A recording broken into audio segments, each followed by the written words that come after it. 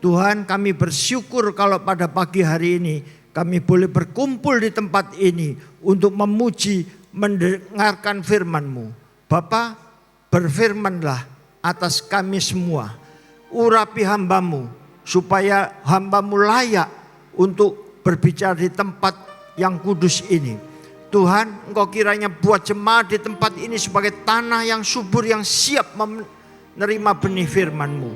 Bapa, kami akan sambut berkat-Mu dengan haus dan lapar. Di dalam nama Yesus kami sudah berdoa dan mengucap syukur. Haleluya, amin. Silakan duduk Bapak Ibu. Shalom. Puji Tuhan, saya bersuka cita sekali bisa berdiri di tengah-tengah ibu-ibu dan bapak. Bapak Ibu, saya pertama-tama bersyukur kepada Tuhan yang mengizinkan saya untuk berdiri di tatanya yang kudus. Dan selanjutnya saya berterima kasih dengan Bu Feni, Bu Eli, dan semua pengurus PD Victory di tempat ini. Baiklah Bapak Ibu, saya akan bawakan firman Tuhan dengan judul Abigail adalah istri yang cerdik. Ayatnya nanti di dalam satu pasal, yaitu 1 Samuel pasal yang ke-25. Dari ayat yang pertama sampai ke-44. Tapi nanti kita harus bijaksana, kita baca yang tertentu saja. Bapak Ibu, permasalahannya ini begini. Ada banyak ya hal yang harus dihadapi pasangan rumah tangga ya. Baik itu keuangan, kesehatan, pendidikan anak-anak, pelayanan, dan lain sebagainya. Bapak Ibu, kita hari ini mau belajar kepada Abigail, seorang istri yang sangat bijaksana. Tapi ini jangan kita berpatok hanya untuk ibu-ibu, tapi biar kita mengamati kecerdikannya ini dan bisa diterapkan pada segala bidang kehidupan. Bapak Ibu, karena alurnya panjang, saya akan ceritakan sejenak tentang alur cerita di pasal 25 ini. Tadi kita ingat ya, Abigail. Abigail itu punya suami namanya Nabal. Wah, ibu-ibu di tempat ini luar biasa ya. Nabal ini seorang yang kaya raya, sangat kaya disebutkan di Alkitab. Dia punya 3.000 domba dan 1.000 ekor kambing. Dia ini tinggalnya di Maon, ya nama kota, dan tempat pengembalaannya ini bisnisnya ada di Karmel untuk pengembalaan kambing dombanya. Orang ini mempunyai karakter yang jelek, jahat dan kasar. Istrinya Bapak Ibu, Abigail ini cantik ya, dikontraskan. Cantik bijaksana. Lalu Bapak Ibu, ada seorang bernama Daud ya, kita tahu semua ya, Daud itu raja yang sudah diurapi. Tapi kali ini dia dalam pelarian. Sebenarnya Daud ini tidak bersalah Bapak Ibu. Dia itu hanya diiri hatikan oleh Saul. Karena pada waktu pulang perang, Saul itu mendengar perempuan-perempuan yang di jalan-jalan menari-nari itu berkata begini. Saul mengalahkan beribu-ribu musuh. Namun Daud berlaksa-laksa, berpuluh-puluh ribu. Sehingga Saul ini sebel, Bapak Ibu. Dia iri hati dengan Daud. Sebab pikirnya jangan-jangan nanti Daud yang memegang kuasa kerajaan. Selanjutnya Bapak Ibu, Daud berada di Karmel juga dalam pelariannya ini. Beserta 600 orang-orangnya yang setia. Tentu Bapak Ibu, mereka ini dalam keadaan lapar dan mendapat tindasan. Karena sewaktu-waktu Saul bisa mengejarnya. Jadi mereka ini sangat butuh konsumsi. Dia berdampingan dengan tempat pengembalaan daripada Nabal ini. Tapi sudah diwanti-wanti oleh Daud pada anak buahnya itu. Jangan sekali-kali mencuri atau mengambil domba milik Nabal. Karena nanti dia akan rusak namanya. Dia menjaga reputasi nama baiknya. Karena dia seorang raja yang sudah diurapi. Dan dia pahlawan besar yang mengalahkan Goliat. Bapak Ibu, pada suatu panen, ya, panennya itu yaitu memotong bulu domba, menggunting bulu domba. Karena hasilnya pengguntingan itu dijual. Pada waktu itu dia ini kan mendapat uang banyak, Nabal, dan dia berada di Karmel. Lalu Daud menyuruh orang-orangnya untuk minta belas kasihannya dengan kerendahan hati, bukan dengan paksa, Bapak Ibu. Tapi disambut oleh Nabal dengan caci maki. Sehingga Daud ini bisa naik pitam. Dia marah, dia akan menghabisi semua laki-laki yang ada di pihak Nabal. Dan inilah Abigail bertindak. Sehingga dia bisa membatalkan niat yang sudah disumpahkan sendiri oleh Daud. Bahwa dia akan menghabisi semua laki-laki yang ada di pihak Nabal sebelum fajar. Jadi malam itu nanti. Tapi karena kecerdikan Abigail itu bisa dibatalkan. Bapak Ibu, kita kembali ke inti firman Tuhan. Judulnya tadi adalah Abigail, istri yang cerdik. Pertanyaannya, mengapa Abigail disebut sebagai istri yang cerdik? Menurut oret-oretan saya ya, ada 3 hal. Yang pertama itu, Abigail itu bertindak dengan bijaksana. Yang kedua, Abigail itu adalah orang yang murah hati. Dan yang ketiga nanti, Abigail itu selalu mengandalkan Tuhan. Kalau kita mau ingat pendek aja, 1, dia orang bijaksana, 2, murah hati, dan 3, dia mengandalkan Tuhan. Abigail ya. Bapak Ibu, mari kita akan bahas satu persatu. Supaya kita nanti bisa lebih jelas, kita sharingkan saja. Yang pertama, Bapak Ibu, adalah Abigail bijaksana.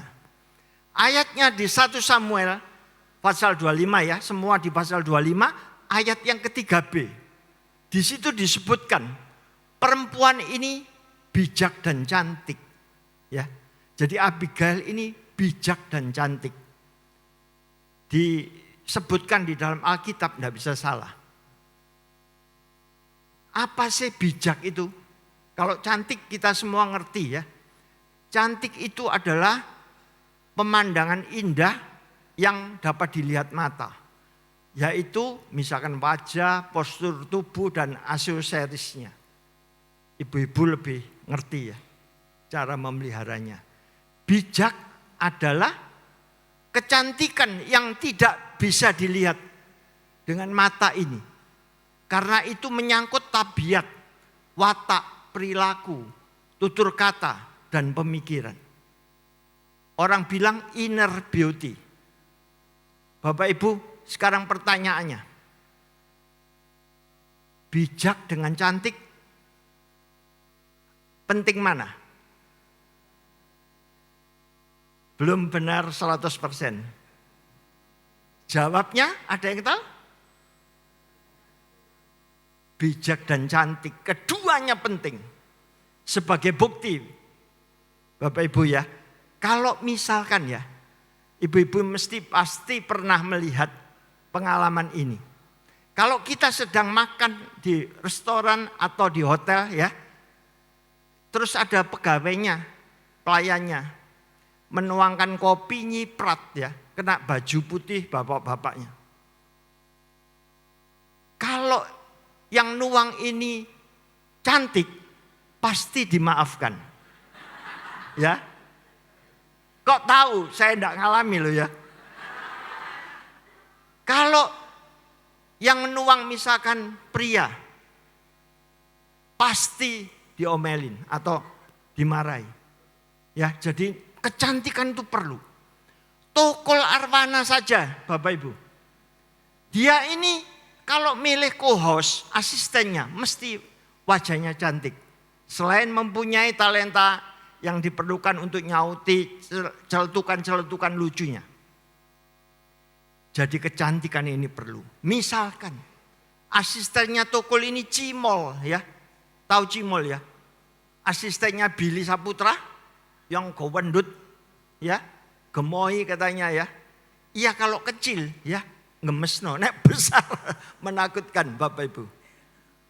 Bapak Ibu, sekarang ya, kalau bijak itu apa sih sebenarnya?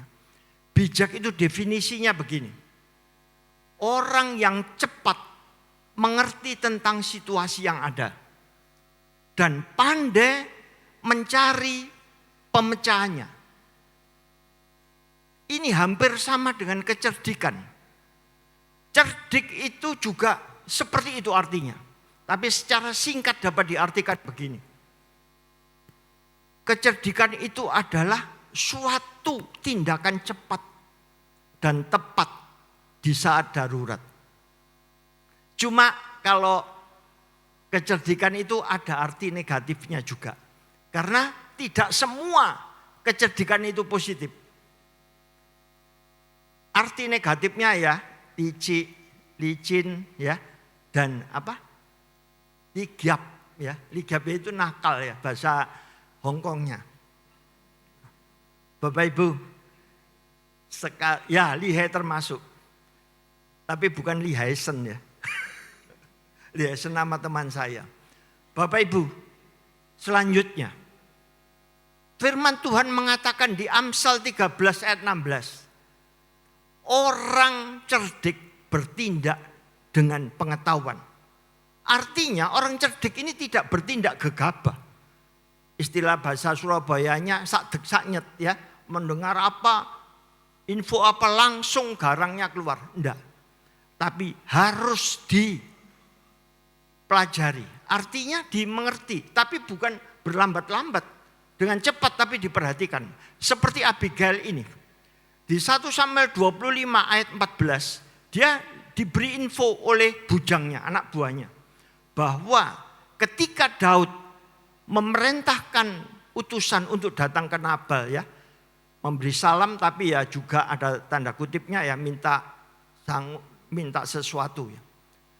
Disambut dengan Nabal ini dengan caci maki. Sangat amat merendahkan Daud. Sehingga Abigail ini mengerti sifat suaminya yang kasar dan jahat ini. Sebenarnya di info yang pertama ini dia sudah mengerti bahwa Raja Daud akan marah. Dan info yang kedua di ayat 17 ya, 1 Samuel 25, di situ diberitahukan lagi bahwa celaka ya telah diputuskan oleh Daud untuk membinasakan semua laki-laki di pihak Nabal. Jadi Abigail tambah mantap Bapak Ibu. Langsung bertindak. Bertindaknya di ayat 24. Dia datang kepada Daud. Dia sujud menyembah sampai mukanya ke tanah. Bayangkan Bapak Ibu. Abigail ini orang yang cantik ya. Istrinya pengusaha besar. Tapi dia tidak segan-segan menyembah sampai mukanya ke tanah. Bahkan mukanya di hadapan kaki Daud. Ini bukan hal yang mudah Bapak Ibu. Ya, dia menyembah orang yang tidak dikenal. Di situ ayat 25-nya dia meminta maafkan perbuatan suaminya. Dan intinya, tolong jangan direken, jangan dihiraukan kata-kata suaminya. Sebab dia memang orang dursila dan bebal orangnya. Kebetulan ya, Nabal itu dalam bahasa Ibraninya berarti bebal. Jadi ini pas ya. Dia minta jangan direken ini.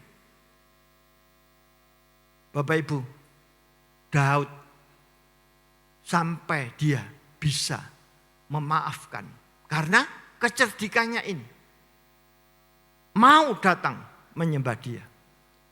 Daud berkata apa Bapak Ibu di ayat 33-nya, 1 Samuel 25. Dia berkata begini, terpujilah kebijakanmu, kebijakan Abigail, dan terpujilah engkau, karena engkau sudah menahan aku untuk tidak berbuat menumpahkan darah.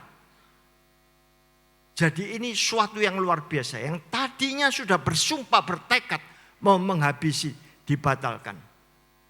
Bapak Ibu, kita masih ingat ya, kecerdikan atau kebijakan itu adalah bertindak cepat di situasi yang darurat dan tepat ya, tidak awur-awuran. Ya kayak misalkan ya, begini. Ada cerita ya, seorang banci ya, dia pakai rok merah mini ya, terus you can see, pakai rambut sepinggang gini ya, berwarna emas. Ya, jadi pakai kacamata hitam juga. Terus pakai sepatu roda Bapak Ibu. Bukan sepatu hak ya, sepatu roda. Banci ini mengadakan atraksi di depan pasar.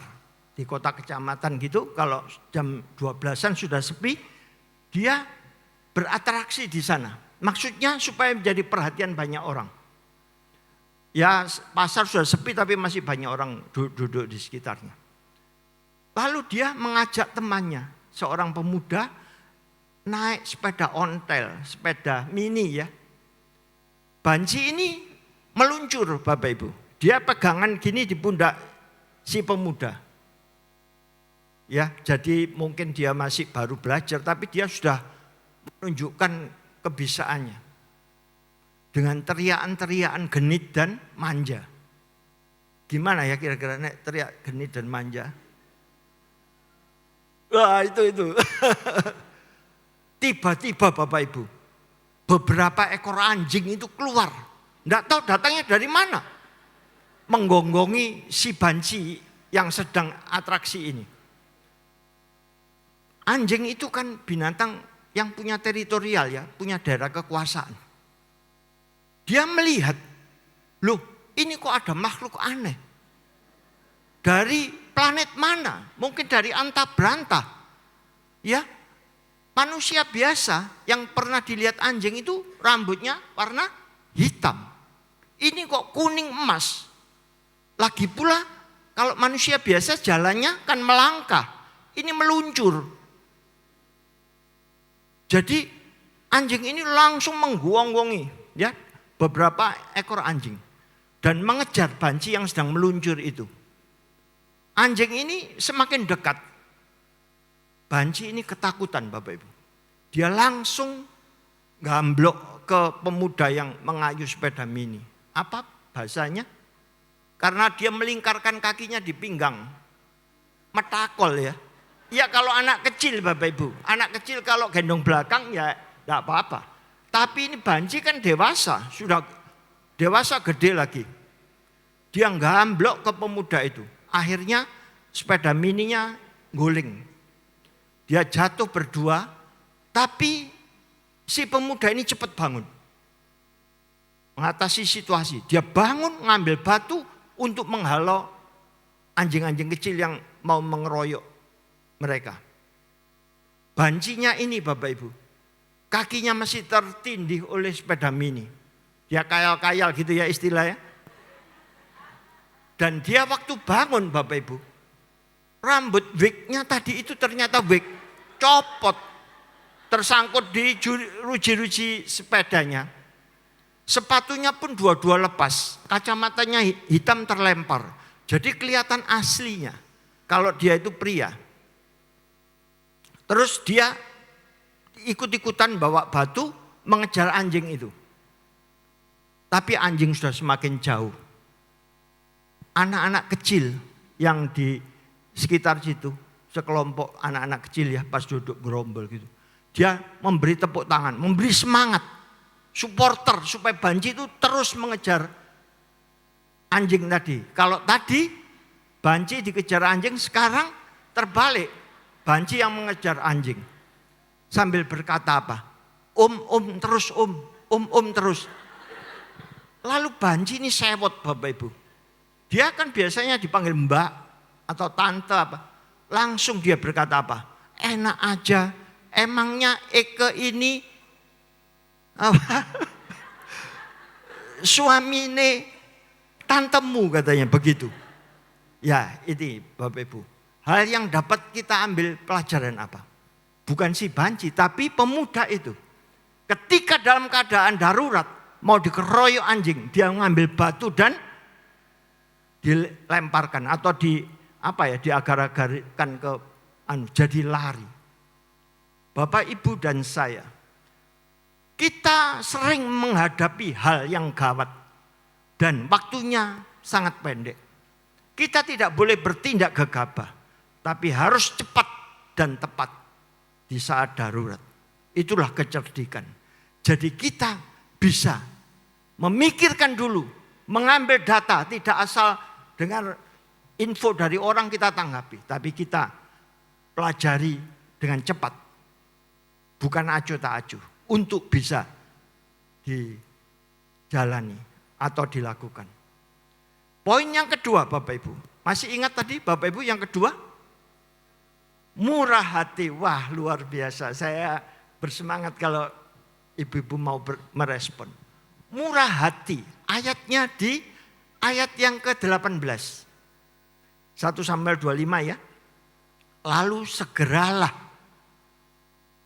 Abigail mengambil 200 roti. Lalu dia juga mengambil 2 buyung anggur dan 5 domba yang sudah diolah dan 5 sukat berti gandum. Juga 100 kue kismis dan 200 kue ara. Semuanya ini dimuat di atas keledai untuk diantarkan kepada Daud dan orang-orangnya. Bapak Ibu, bentuk kemurahan ini sungguh harus kita perhatikan. Karena kemurahan ini merupakan buah Roh Kudus yang kelima, bukan? Sukacita, damai sejahtera, kasih, sukacita, damai sejahtera, kesabaran dan murah hati. Juga merupakan bagian daripada kasih. 1 Korintus 13 ayat 4 itu ya. Kasih adalah murah hati juga. Jadi murah hati itu perlu sekali. Murah hati itu bukan cuma sekadar memberi. Ya, misalkan di dalam Amsal 31 ayat 20 kan disebutkan, istri yang cakap memberikan tangannya kepada orang tertindas dan mengulurkan tangannya kepada orang miskin. Artinya dia mudah menolong orang, jadi berbelas kasihan dan mempunyai kasih. Sehingga Bapak Ibu, jangan dianggap cuma memberi benda saja. Tetapi murah hati itu termasuk mau mengampuni, mau berbelas kasihan, mengasihi. Ibu-ibu harus bisa mengampuni suami, mengeterapkan kasih ini pada suami. Dan tidak lagi mengingat hal-hal yang buruk. Supaya ada kerukunan bahkan kedamaian sejahteraan di dalam keluarga itu. Firman Tuhan juga mengatakan di Matius 25 ayat 40. Apapun yang kamu lakukan kepada saudaramu yang paling hina, orang yang sederhana ya, itu kamu sudah berbuat untuk aku, kata Yesus. Artinya, kalau kita berkemurahan kepada mereka, kita pun akan diberi kemurahan oleh Tuhan melalui orang lain. Amin. Luar biasa ya. Bapak Ibu, di situ jelas ya bahwa itu bersambut. Matius 5 ayat 7. Berbahagialah orang yang murah hatinya, karena dia mendapat kemurahan. Tadi itu Abigail kan datang minta ampun ya. Daud menjawab di ayat 35 dari 1 Samuel 25 ya. Dia menjawab apa? Lalu Daud menerima segala apa yang dibawa oleh Abigail bagi dirinya dan berkata, pulanglah dengan selamat karena aku mendengar perkataanmu dan menerima apa yang engkau minta. Jadi Bapak Ibu, kalau Abigail tadi mau membawa sesuatu kepada Daud, dia berkemurahan kepada orang-orangnya Daud yang dalam keadaan kelaparan dan tertindas, maka dia juga dapat kemurahan dari Tuhan melalui Daud. Sehingga rencana Daud untuk membunuh keluarga tadi dibatalkan. Inilah bentuk kemurahan. Kalau saudara memberi kemurahan, saudara pun akan mendapat kemurahan. Begini Bapak Ibu. Suatu hari, satu peleton prajurit ya, kira-kira 30-40 orang gitu, dilatih oleh komandannya untuk apa? Untuk olahraga jumping jack. Bapak Ibu tahu ya, jumping jack itu gimana? Ya. Jadi menepuk di atas, terus hitungan 1 sambil membuka kaki selebar bahu, dan 2-nya kembali ke kaki. Tuh, semua ya, satu peleton itu diberi aba-aba oleh komandannya. Tuh, berarti ke atas, 2 sudah kembali. Lalu ada seorang ya yang tidak seirama. Komandannya tuh memang cepat. Jadi dia ini kayak orang gitu apa ya, gedandapan gitu ya. Atau bahasa desanya itu apa, kami sosolen gitu ya. Jadi orang 1 dia 2, orang 2 dia 1 gitu hitungannya. Jadi enggak karu-karuan Bapak Ibu. Terus itu dipanggil untuk maju ke depan. Maksudnya komandan supaya mungkin hitungannya dia enggak jelas. Disuruh di depan gini dan menghadapi.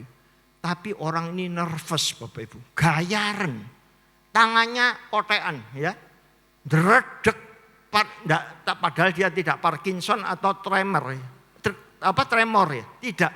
Tapi karena dia demam panggung. Lalu dia disuruh. Ayo ya. Dilatih dengan baik gitu. Tapi dia itu enggak bisa menghilangkan rasa demam panggungnya ya. Dia itu ngejar Bapak Ibu. Mungkin otot-ototnya jadi kaku. Jadi begini. Waktu dia disuruh, ayo itu kan 1 tuh ya. Seharusnya kan ke atas gini. Tapi dia ke depan gini. Mungkin kaku ya, enggak bisa gini jadi gini.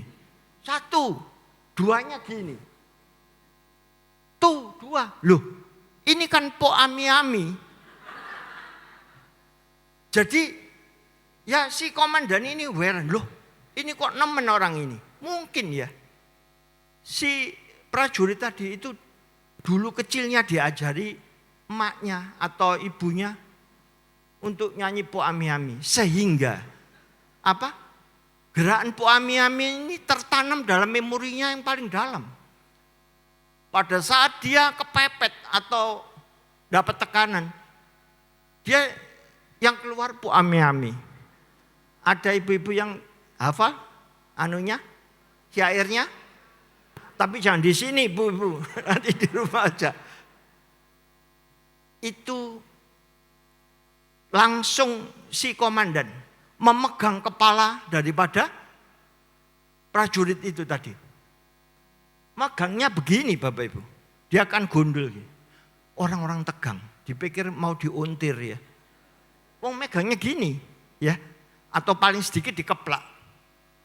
Terus dia nangak ke atas. Mulutnya komat kamit. Dipikir wah ini doanya untuk nguntir ya. Tapi tidak Bapak Ibu. Dia berkata apa? Wah ini panas-panasnya matahari. Karena memang jam 12 siang ya. Makanya rada hangat katanya gitu. Lalu disuruh kembali. Komandan ini Bapak Ibu, biasanya kalau menghadapi orang bebal atau orang salah atau orang berbuat yang tidak sesuai dengan yang diajarkan, pasti menghukum. Kalau tidak disuruh pompen atau kekeren ya, pokoknya pasti dihukum. Tapi kali ini ada komandan yang murah hati. Dia tidak menghukum, cuma suruh kembali. Dia memaafkan. Dan pastikan si komandan ini juga akan mendapat kemurahan hati dari atasannya. Karena firman Tuhan mengatakan, barang siapa murah hati, dia akan mendapat kemurahan. Firman Tuhan itu ya dan amin, tidak bisa salah. Bapak Ibu di sini, kalau mau bermurah hati kepada siapa saja, maka Tuhan akan berikan kemurahan hati kepada kita. Bapak Ibu, selanjutnya poin yang ketiga, masih 15 menit ya dari waktu yang diberikan. Masih semangat Bapak Ibu?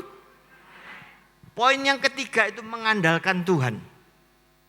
Mengandalkan Tuhan itu apa sih? Mengandalkan Tuhan itu mendekatkan hati kepada Tuhan dan berharap kepada Tuhan. Ya. Ayatnya di ayat yang ke-26.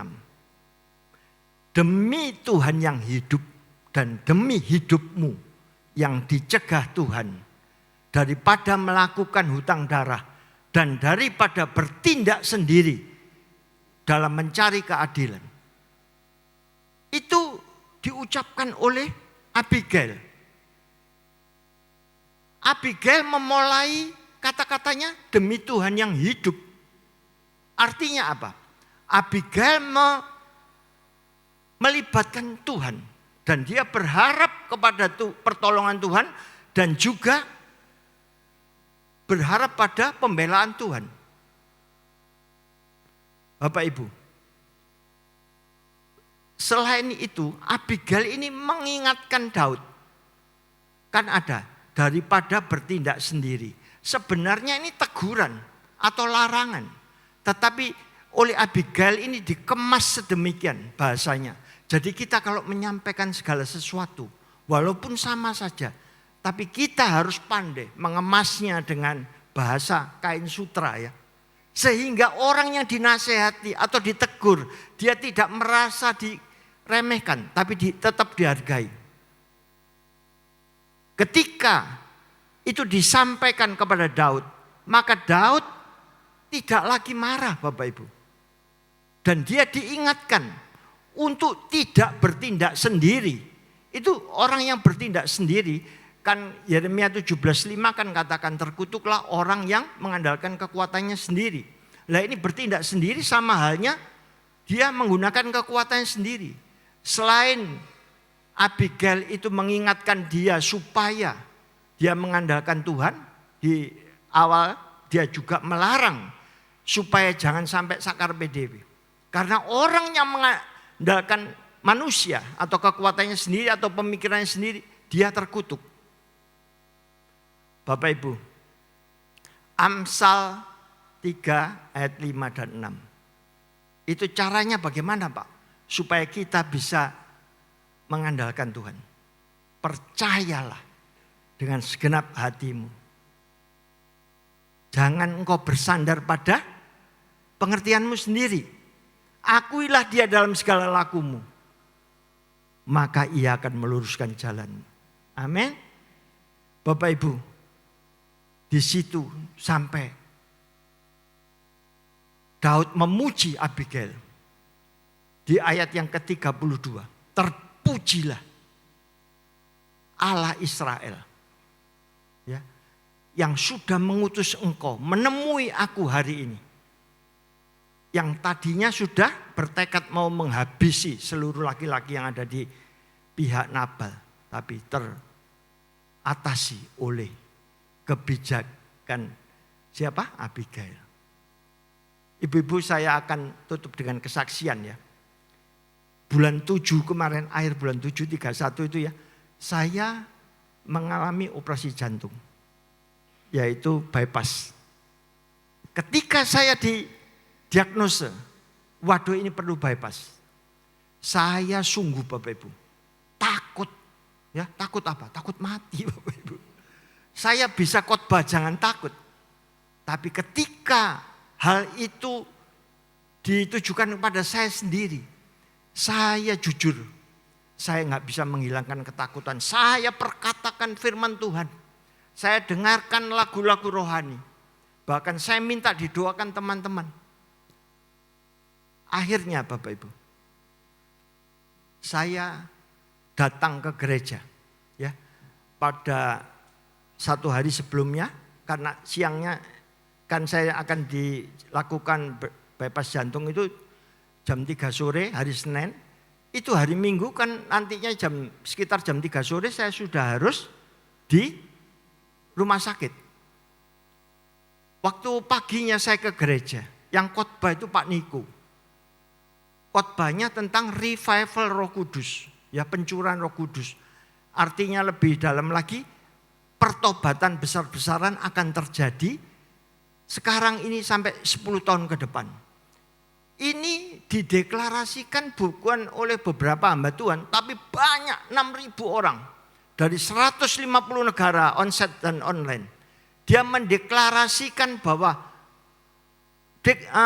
revival Roh Kudus ini akan terjadi di seluruh dunia, Bapak Ibu. Yang pertama kan di kamar loteng ya, 120 orang itu ada lidah api, terus menyebabkan Petrus berkhotbah 3.000 orang bertobat. Revival Roh Kudus yang kedua itu ada di Azusa Street tahun 1906 sampai 1915. Jadi kira-kira 10 tahun periodenya itu. Itu yang bertobat itu jutaan. Dan sekarang ini sampai 10 tahun ke depan itu nanti akan terjadi pertobatan. Yang menobatkan bukan kita-kita. Yang menobatkan Roh Kudus sendiri. Kita ini hanya sebagai penuainya, membawa tuaian itu ke ladang Allah, ke gandum itu ke gudang Allah. Bapak Ibu, waktu itu kita diberitahu gini, jumlah penduduk dunia itu berapa sih? 8,5 miliar. Orang Kristennya termasuk Katolik itu baru 2,5 miliar. Jadi yang belum bertobat berapa? 6 miliar. Padahal Filipi 2 ayat 10 mengatakan apa? Supaya dalam nama Yesus bertekuk lutut semua yang ada di langit, di atas bumi, di bawah bumi. Dan semua lidah mengaku Yesus Kristus adalah Tuhan bagi kemuliaan Allah Bapa. Jadi semua itu sebelum bertobat belum kesudahannya. Ditegaskan lagi dengan Matius 24:14. Kalau Injil Kerajaan ini sudah diberitakan kepada seluruh dunia dan menjadi pertobatan dari banyak orang, maka sesudah itu tibalah kesudahannya. Jadi Bapak Ibu, tahun-tahun ini sampai 10 tahun ke depan akan terjadi pertobatan besar-besaran. Tapi Bapak Ibu, Lukas 10 ayat 2 katakan apa? Tuaian banyak, pekerja sedikit. Lalu Pak Niko berkata gini, oleh karena itu tidak peduli tua atau muda, kamu semua di tempat ini. Dia nunjuk satu, kamu begini. Saya pas duduk di paling kirinya Pak Niko, jadi bangku kanan ya. Saya waktu ditunjuk itu ya, saya merasa saya beriman Bapak Ibu. Ya mungkin orang lain bisa ngomong, wah itu Gunawan GR ya. Tapi saya beriman. Saya dijadikan penuai-penuai di akhir zaman. Bahkan sampai Yesus datang kembali. Karena kenapa? 10 tahun ke depan itu kan tahun 2033. Itu kira-kira bisa rapture. Ya, mengapa? Ya kalau sudah semua bertobat, apalagi? Yesus ini, kelahiran Yesus itu 4.000 tahun setelah Adam dan Hawa. Sekarang ini Yesus kalau diukur dari sekarang kan 2.000 tahun. Dan Yesus disalibkan pada usia 33. Jadi nanti ya, ini cuma otak-atik gadok tapi bukan meramal kedatangan Tuhan. Ya. Nanti tahun 2033 itu akan mungkin bisa terjadi rapture, tapi mesti ada yang ngomong, "Pak, jangan sesat karena Yesus datang seperti pencuri." Iya, bagi orang dunia. Tetapi bagi mempelainya, saudara dan saya pasti kira-kiranya tahu. Amin. Bapak Ibu, setelah itu saya beriman, saya tidak lagi gentar. Dan waktu sudah itu pulang. Pulang saya ke hotel dan harus segera masuk di kamar rumah sakit. Masih kurang 5 menit ya. Masuk ke kamar rumah sakit. Di situ Bapak Ibu, kayak mall gini ya. Jadi hotel sama rumah sakit itu satu blok. Jadi saya tinggal pindah lift. Ini ajaibnya Tuhan kita. Luar biasa. Ketika saya turun dari lift ini, mau berpindah ke liftnya rumah sakit. Di situ saya bertemu dua pasang orang Indonesia. Wajahnya tidak asing bagi saya. Saya kayaknya kenal, tapi saya enggak ingat Bapak Ibu. Cuma saya sapa gini, selamat siang Pak. Lalu anak saya nyeletuk, Pak itu mantan Kapolri. Oh langsung saya, Pak maaf Pak, Bapak kan mantan Kapolri. Dia langsung menunjuk temannya. Lah ikulah ya mantan Kasat katanya. Waduh Bapak Ibu, luar biasanya. Saya orang biasa ya.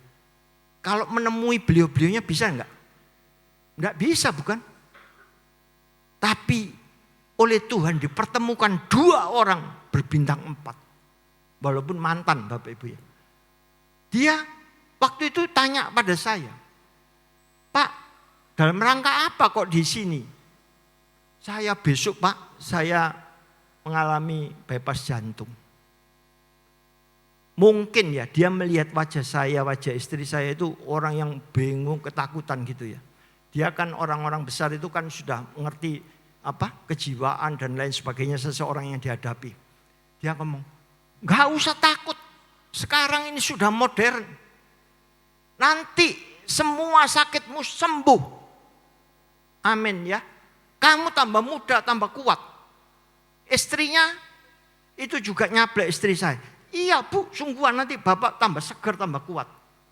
Dan juga istri dari satu yang mantan Kasat tadi juga membenar. Iya loh Bu, sungguh. Kami berdua ini ya antara Kapolri dan mantan Kapolri dan mantan Kasat itu juga sudah alami bypass jantung ya berarti ya. Jadi Bapak Ibu, saya ini merasa wah Tuhan begitu luar biasanya kepada saya. Saya tahu bahwa saya tidak bisa melewati sampai misalkan tahun 33. Tapi Tuhan itu begitu kasih. Kalau kendaraan tidak bisa sampai ke misalkan ke mana ya, ke Jakarta, di tengah jalan diisi solar. Saya juga diperpanjang dalam usia saya melalui bypass jantung. Itu luar biasanya Tuhan. Sehingga saya yakin dan percaya Tuhan mau pakai saya lebih dan lebih lagi. Padahal Bapak Ibu ya, ketika saya digeledek itu, saya tidak mengeluarkan air mata. Saya yakin saya bisa melewati lembah kekelaman ini dengan selamat. Amin. Tuhan Yesus memberkati. Mari Bapak Ibu kita tutup dalam doa. Tuhan, terima kasih atas firman yang sudah Kau sampaikan melalui bibir lidah hamba-Mu. Biarkan firman yang sudah Kau keluarkan itu tidak menjadi sia-sia, tetapi menjadi rema bagi setiap kami. Sehingga setiap kami yang ada di tempat ini boleh menangkap dan melakukannya. Dan pada akhirnya kami semua boleh menjadi pelaku-pelaku firman-Mu yang sejati. Terima kasih Tuhan atas semua ini. Meteraikan firman ini di dalam setiap kami. Di dalam nama Yesus kami sudah berdoa dan mengucap syukur. Mari saudara-saudara yang percaya katakan amin. Tuhan Yesus memberkati.